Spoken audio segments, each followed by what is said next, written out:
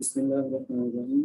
तो बच्चे हम स्टार्ट करने जा रहे हैं लिपिड्स का टॉपिक, जिसको आपने चैप्टर 21 हार्पर, चैप्टर 5 मुश्ताक, इन दो मेन बुक से पढ़ना है। और अगर आप सत्या से पढ़ना चाहें तो आप वहां से भी पढ़ सकते हैं, ठीक है। एंड कुछ स्ट्रक्चरल चीजें जो है ना वो आपको डायग्राम्स के अंदर मिल जाएंगी यहाँ पर भी। तो वो आपको स्ट्रक्चर कुछ जो है ना इनके वो लिपन कार्ड पर बेहतर दिए हुए हैं चैप्टर 17 के अंदर।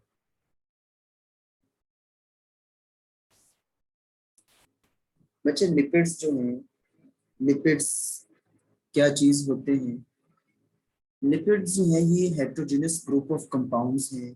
क्यों हेट्रोजेनस हैं? क्योंकि इनकी जो प्रॉपर्टीज हैं वो अक्सर और बेशतर जो है वो आपस में नहीं मिलती डिफरेंट कंपाउंड्स के। जिस तरह कार्बोहाइड्रेट्स के अंदर आप बात करते हैं तो आप कुछ क्राइटेरिया जो है डिफाइन कर देते हैं कि इनके अंदर ये प्रॉपर्टीज होंगी। जबकि लिपिड्स के अंदर जो है डिपेंडिंग अपॉन द स्ट्रक्चर जो है डिफरेंट उनकी प्रॉपर्टीज होती रहती है। उनकी फिजिकल प्रॉपर्टीज जो है वो चेंज होती रहती हैं, उनकी केमिकल प्रॉपर्टीज जो है वो चेंज होती रहती हैं, ठीक है। और इवन इनकी नेचर भी आप देखेंगे अभी कि किस तरह जो है इनके अंदर वेरिएशंस प्रेजेंट है।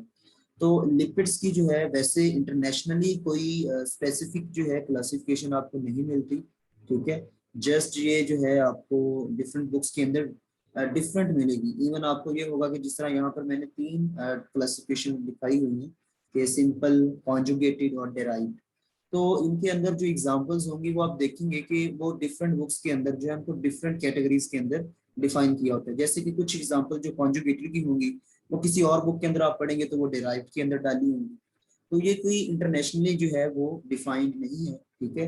इस वजह से आपको मुश्ताक या हार्पर जो है इनमें से किसी एक को आप फॉलो कर सकते हैं इस बारे में। तो लिपिड्स जो है बेसिकली क्लासिफिकेशन के अंदर सबसे पहले depending upon the nature simple lipids होते हैं। सिंपल लिपिड्स क्या होते हैं कि वो लिपिड्स जो दो चीजों का कॉम्बिनेशन होते हैं। एक आपके पास एसिड होता है, एक आपके पास अल्कोहल होती है। सबसे सिंपल एग्जांपल जो आप पढ़ते हैं वो आप एफएससी के अंदर फर्स्ट ईयर बायोकेम का जो चैप्टर था बायोमोलिक्यूल्स, वहां पर आप देखते हैं कि एक ग्लिसरॉल का मॉलिक्यूल उसको 3 एसिटिक एसिड्स के साथ रिएक्शन करवाया जाता है और आपके पास ट्राई इसाइल ग्लिसरॉल बनता है। तो उसमें क्या था, एक आपके पास ग्लिसरॉल था, दैट वाज द अल्कोहल। दूसरा आपके पास एसिटिक एसिड था और वो एसिड जो है बेसिकली मोनोकार्बोक्सिलिक एसिड्स को हम फैटी एसिड का नाम देते हैं, ठीक है। तो इन दोनों के कॉम्बिनेशन से आपके पास लिपिड्स जो है वो वजूद में आते हैं, वो बनते हैं। अगर इनके अंदर ये बिल्कुल सिंपल स्ट्रक्चर है, एक एसिड हो एक अल्कोहल हो, तो आपका जो लिपिड होगा वो सिंपल होगा। अगर इस एसिड और अल्कोहल के अंदर कोई एक और ग्रुप ऐड कर दिया जाए, जैसे कि अगर वो फॉस्फेट ग्रुप होगा तो उसको हम फॉस्फोलिपिड कह देंगे। अगर वो शुगर का ग्रुप होगा तो उसको ग्लाइकोलिपिड कह देंगे। तो उसको जो क्लास होगी हम उसको कॉन्जुगेटेड या फिर कंपाउंड लिपिड का नाम देंगे, ठीक है। और जब ये बन रहे होते हैं या इनकी ब्रेक डाउन हो रही होती है तो उन रिएक्शंस के रिजल्टेंटली जो उन रिएक्शंस के दरमियान प्रोडक्ट्स बनती हैं उनको हम डिराइव्ड लिपिड्स के अंदर इंक्लूड करते हैं। सो आपके पास 3 तरह की क्लासिफिकेशंस हैं। सिंपल लिपिड्स, वो लिपिड्स जो कि एसिड और अल्कोहल का कॉम्बिनेशन होते हैं। देन आपके पास कॉन्जुगेटेड या फिर कंपाउंड लिपिड्स होते हैं जिनके अंदर एसिड और अल्कोहल के अलावा कोई एक्स्ट्रा ग्रुप जो है वो ऐड किया होता है। और डेराइव्ड लिपिड्स क्या होते हैं, वो इन तमाम लिपिड्स की जो ब्रेक डाउन प्रोडक्ट्स होती हैं उनको इसके अंदर शामिल किया जाता है। अब सिंपल लिपिड्स जो होते हैं इनकी फिर फर्दर जो है 2 टाइप्स होती हैं। एक सिंपल न्यूट्रल फैट्स होते हैं जिसके अंदर अल्कोहल और एसिड जो है वो आपके ऐड होते हैं। और इसमें जो अल्कोहल होती है वो ग्लिसरॉल होती है, ठीक है। न्यूट्रल फैट्स के अंदर जिस तरह आपने ट्राई इसाइल ग्लिसरॉल पढ़ा था, जो अल्कोहल ग्रुप होता है ना वो स्पेसिफिकली क्या होता है, ग्लिसरॉल का मॉलिक्यूल। जबकि वैक्सिस के अंदर क्या होगा, वो अल्कोहल जो है वो ग्लिसरॉल के अलावा कोई और अल्कोहल होगी। या उसको हम डिफाइन इस तरह करते हैं कि the alcohol other than the glycerol that is high molecular weight, that have the higher molecular wait.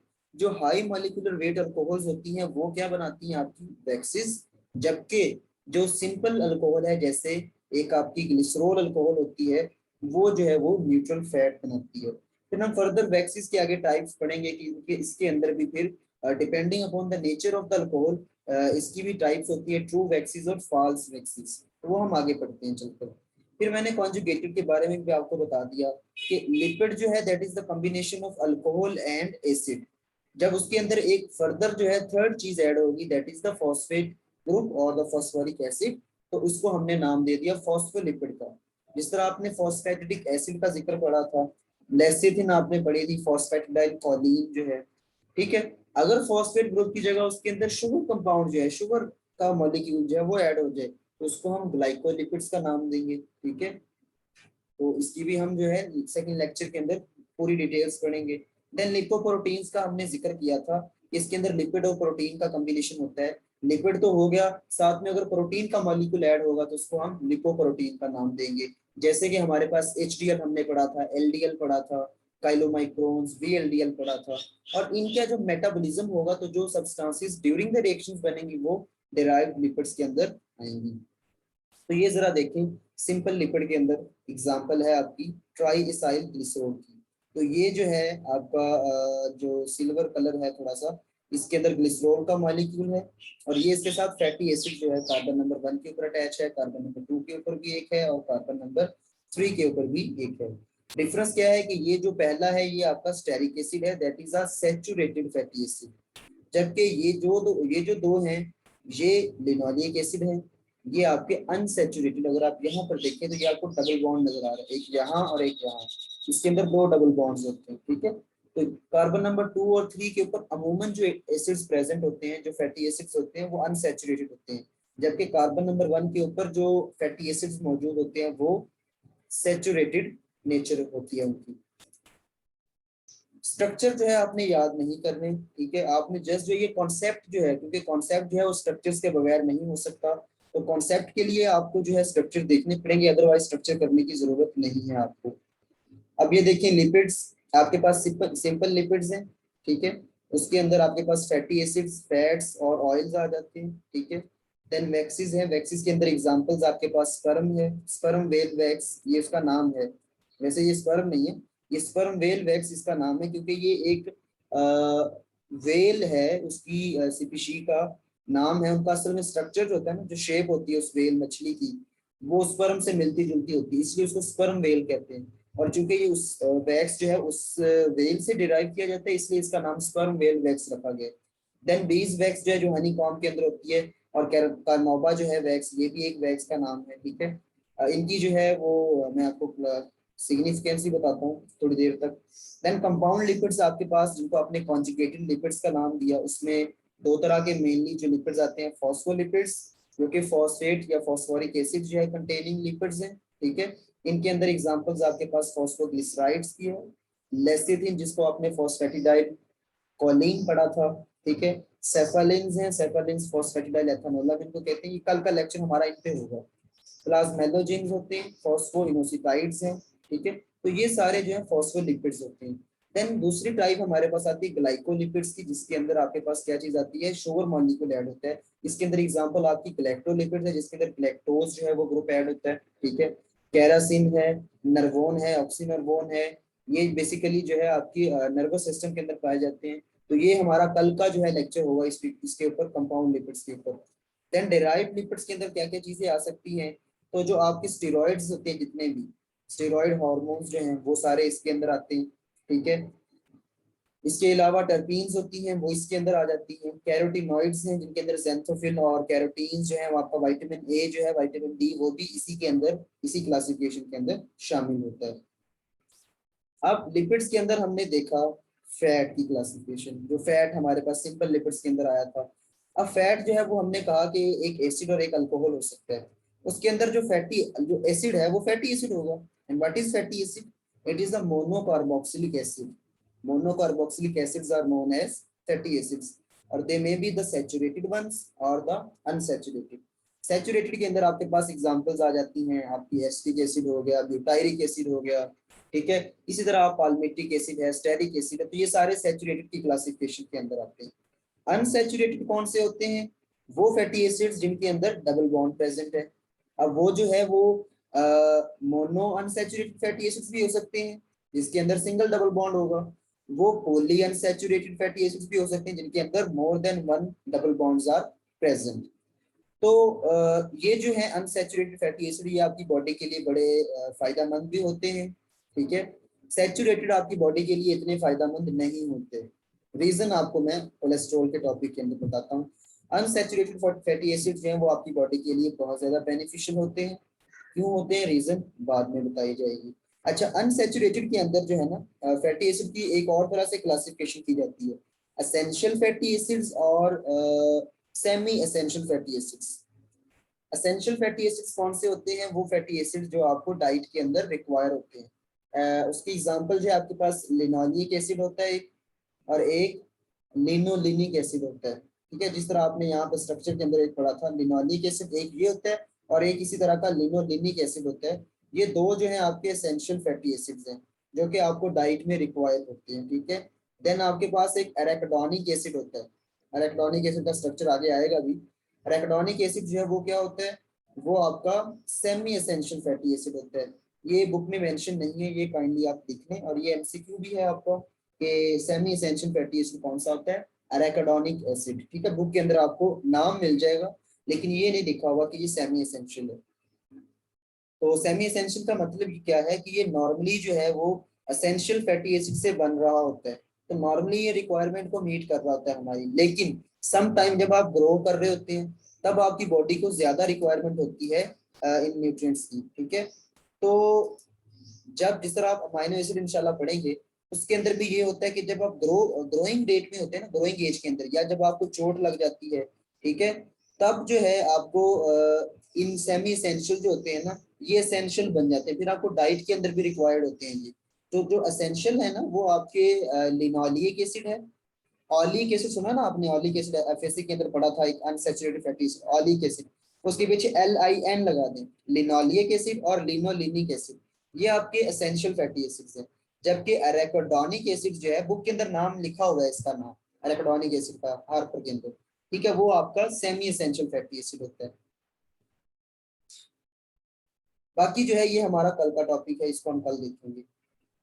तो नाम मैंने आपको बता दिए, ये दोबारा से आपकी स्क्रीन के ऊपर भी शो कर दिए। सैचुरेटेड के अंदर आपने जो एग्जांपल याद रखनी है वो सिंपल याद रखनी है कि एस्टिक एसिड हो गया, ब्यूटारिक एसिड हो गया, पाल्मिटिक एसिड है, स्टेरिक एसिड है, ये आपके सैचुरेटेड है। अनसैचुरेटेड के अंदर जो आपके पास मोनो अनसैचुरेटेड की एग्जांपल क्या है, ऑलिक एसिड, ठीक है। ये ओमेगा 9 है, ये भी आपको समझाता हूँ क्या चीज होती है। पॉली अनसैचुरेटेड फैटी एसिड जो है उनके अंदर आपके पास लिनोलिक एसिड आ जाता है और लिनोलिनिक एसिड होता है, ठीक है। इसके अलावा अरेकिडोनिक एसिड जो है ये आपके सेमी एसेंशियल की क्लासिफिकेशन के अंदर आता है। ये सारे जो है ये पॉली अनसैचुरेटेड फैटी एसिड है, ठीक है।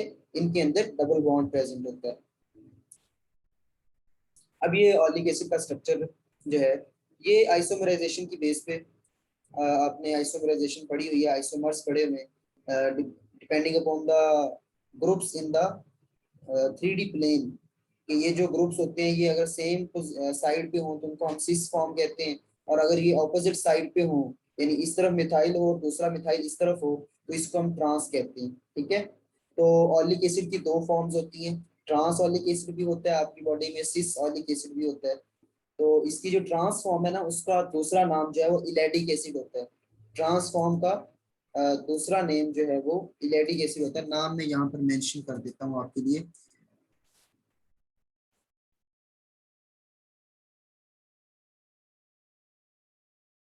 इलेडिक एसिड, ये जो ट्रांस ऑलिक एसिड है ना इसका दूसरा नाम जो है वो इलेडिक एसिड होता है, ठीक है?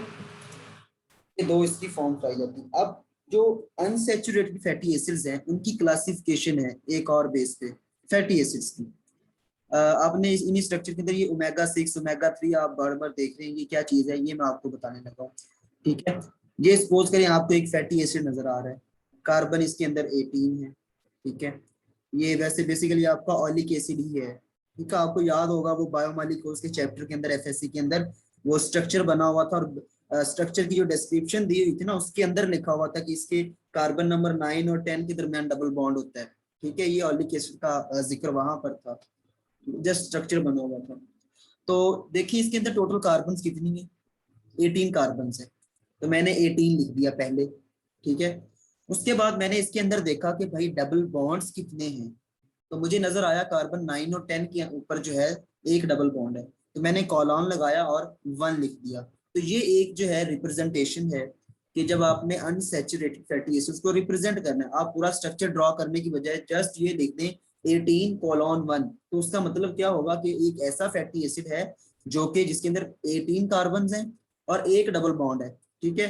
और उसके बाद जो है आप इसको डेल्टा, ये देखिए ये वाली जो रिप्रेजेंटेशन है, डेल्टा के साथ डेल्टा लगाते हैं, और जहां पर डबल बॉन्ड होता है उसमें जो मिनिमल नंबर होता है, एक 9 और 10 के दरमियान है ना, तो 9 छोटा नंबर है, तो 9 को आपने इस डेल्टा के ऊपर रिप्रेजेंट कर देना है, तो ये रिप्रेजेंट करेगा आपकी position of the double bond, ठीक है।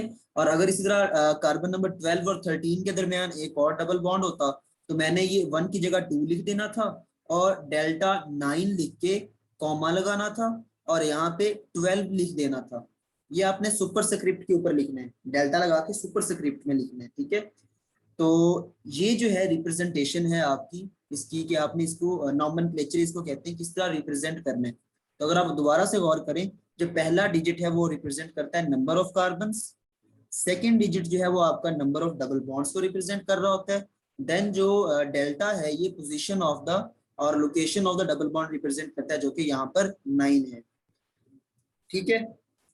अब आप देखें कि एक फैटी एसिड के अंदर दो पोजीशंस होती हैं, दो कॉर्नर्स होते हैं, एक कॉर्नर पे कार्बोक्सिल ग्रुप होता है और दूसरे कॉर्नर पे क्या होता है, मिथाइल ग्रुप, ठीक हो गया। अब अगर मैं इस तरफ से, ये काउंटिंग तो इस तरफ से स्टार्ट हुई है ना ये वाली, लेकिन अगर मैं काउंटिंग जो है वो इस तरफ से स्टार्ट कर दूं मिथाइल ग्रुप की तरफ से, तो देखिए 1 2 3 4 5 6 7 8 9, तो ये 9th पोजीशन पे डबल बॉन्ड आ रहा है। इधर से मिथाइल ग्रुप की तरफ से अगर हम काउंटिंग स्टार्ट करें तो ये जो डबल बॉन्ड है ये 9th पोजीशन पे आ रहा है, तो इस वजह से इसको ओमेगा 9 कहते हैं। ये जो ओमेगा वाली क्लासिफिकेशन है ये एक और क्लासिफिकेशन है, इसके अंदर जो है ओमेगा की बेस पे, यानी मिथाइल ग्रुप की तरफ से अगर हम काउंटिंग स्टार्ट करें तो डबल बॉन्ड की पोजीशन जहां पर आती है उस बेस पे जो है ना इनको omega 3, omega 6, omega 9 and omega 7, ये वाली क्लासिफिकेशन होती है इसकी, ठीक है। नॉमेनक्लेचर और चीज है, ये वाली क्लासिफिकेशन और चीज है। ये जो पहले हमने पढ़ा है ये नॉमेनक्लेचर था इसका, इसको रिप्रेजेंट किस तरह करना है आपने नंबर्स की फॉर्म में, ठीक है। अगर ये नंबर लिखा हो तो मुझे पता चल जाए कि ये कौन सा फैटी एसिड है, ठीक है।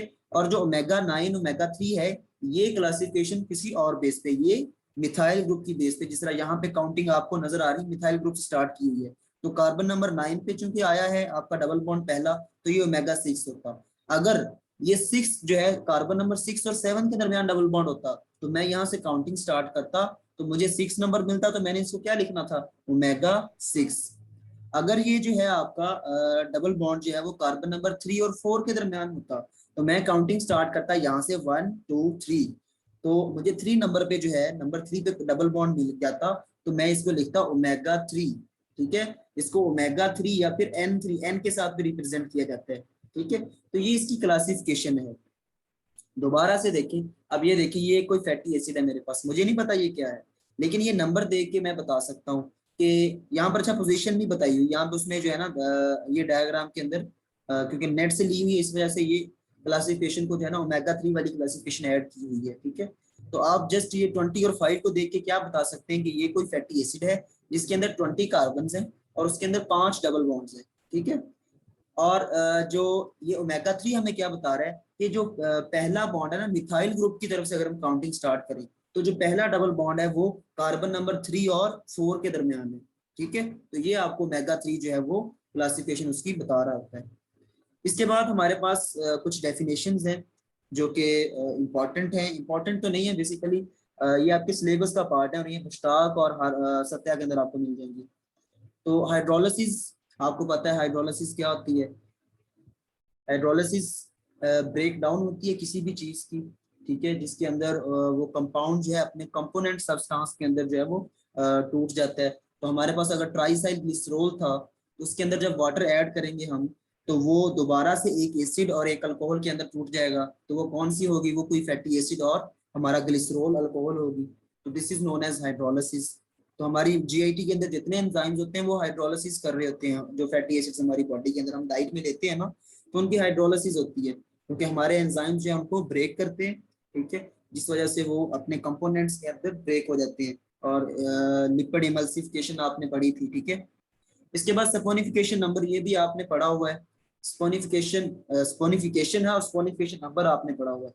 स्पोनिफिकेशन क्या होती है? हाइड्रोलिसिस ही होती है, लेकिन hydrolysis by adding a strong alkali. जब आप कोई स्ट्रॉन्ग अल्कली ऐड करते हैं तो उसको हम हाइड्रोलिसिस की बजाय क्या नाम दे देते हैं? हम उसको स्पोनिफिकेशन कह देते हैं। और इसमें और उसमें फर्क क्या होता है कि जो प्रोडक्ट्स बनती है ना, वहां पर तो आपके पास कोई फैटी एसिड बनता था फ्री वाला, और साथ में ग्लिसरॉल बनता था। तो यहाँ पर ग्लिसरॉल तो बनता है, लेकिन जो फैटी एसिड है वो फ्री नहीं होता। फैटी एसिड के साथ जो है, क्योंकि आपने बेस ऐड की थी, तो उसका सोडियम जो है या पोटाशियम जो है वो ऐड हो जाता है। तो बेसिकली वो सोडियम साल्ट बनता है उसका, और उस सोडियम साल्ट को हम सोप्स कहते हैं, जो कि हमारे घरों के अंदर यूज हो रहे होते हैं, ठीक है। इसके साथ जो है वो स्पोनिफिकेशन नंबर है आपका। What is saponification number?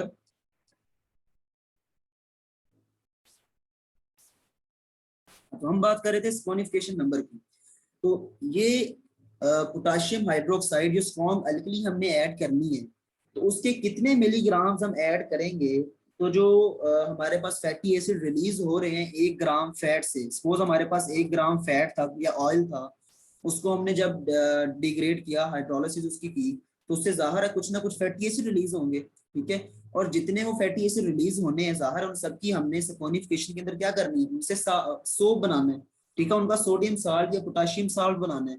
तो उन तमाम फैटी एसिड्स को जो कि 1 ग्राम ऑफ फैट से रिलीज हुए हैं, उनको न्यूट्रलाइज करने के लिए जितने मिलीग्राम जो है पोटाशियम हाइड्रोक्साइड के रिक्वायर होंगे, that are known as the saponification number. These are defined as the milligram of the potassium hydroxide, the strong alkali that we will use to hydrolyze 1 gram of fat, or you can say to neutralize the fatty acid released from 1 gram of the fat, that is more specific, ठीक है। तो saponification number जो है, यहाँ पर कोई एक example आप याद कर लें, वैसे कभी पेपर में आई नहीं है, तो कोई भी एग्जांपल इनमें से आप याद कर सकते हैं। ह्यूमन फैट की 200 होती है वैल्यू, ठीक है। और स्पोनिफिकेशन नंबर जो है, इसका फायदा क्या होता है? ये हमें बताता है कि अगर स्पोनिफिकेशन नंबर ज्यादा है, बड़ा नंबर आया आपके पास, जिस तरह यहाँ पर आप देखिए 200 है, ये एक बड़ा नंबर है, तो इसका मतलब क्या है कि उसके फैट के अंदर जो फैटी एसिड थे वो शॉर्ट चेन वाले फैटी एसिड मौजूद थे, ठीक है। और अगर स्पोनिफिकेशन नंबर जो है वो लो है, तो उसका मतलब ये होता है कि जो फैटी एसिड्स थे वो लॉन्ग चेन फैटी एसिड्स थे, ठीक हो गया। तो ये इसकी सिग्निफिकेंस है। अब थर्ड नंबर पे हमारे पास रेंसिडिटी आ जाती है। रेंसिडिटी क्या होती है? रेंसिडिटी कहते हैं बच्चे गलना सड़ना को, ठीक है, खराब होना। तो रेंसिडिटी बेसिकली वो टर्म है जिसके अंदर हम ये कहते हैं कि फैट जो है वो डिग्रेड होता है, डिग्रेडेशन होती है, डिटोरिएशन होती है फैट की, ठीक है।